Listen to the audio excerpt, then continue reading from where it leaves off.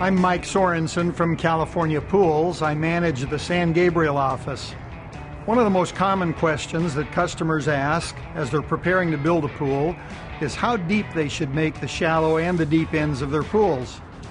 Often their considerations are based on what they perceived in the past, pools that they had used with their parents or other friends that they always thought were 9 and 10 feet deep. We've come to a construction site today where a pool is partway finished that we can walk down inside the pool. We've strung a roll of caution tape along the water line of the pool to help illustrate how these depths work, how the floor works in a pool.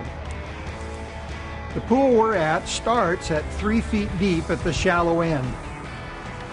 It can be seen that 3 feet is ample depth in the shallow end for people to swim properly and yet still have a shallow enough floor that the games that are played in a pool, such as volleyball and chicken fights and things like that, can all happen properly.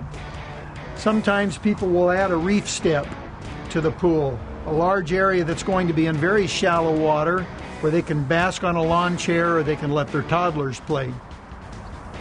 As we make our way along the length of this pool, the length of the pool has a great difference on how the floor of the pool is affected. We're about halfway down the length of this pool now, and we're standing in what would be 4 feet of water.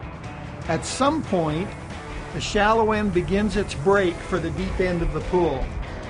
We don't want that break to be too steep. We don't want toddlers or non-swimmers to be working their way along the floor and suddenly reach a steep angle in the floor that they can't control. The deeper pools will have a steeper break, but that can be helped by the length of the pool.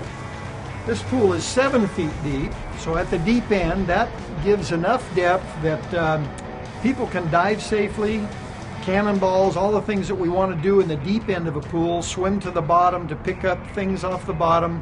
All of that can work properly in 7 feet of depth. To give another perspective, we've come to a second construction site, a pool that's deeper than the first pool we visited. This pool starts at the same depth at the shallow end, 3 feet. But it can be seen as this pool reaches to the far end of the pool to a depth of 8.5 feet, that the transition from the shallow end to the deep end becomes much steeper and drops off quicker. Once a pool has reached its finished depth of 8.5 feet, this provides ample area for use of things like diving boards, deep water swimming, and some of the deep water games that are played in pools.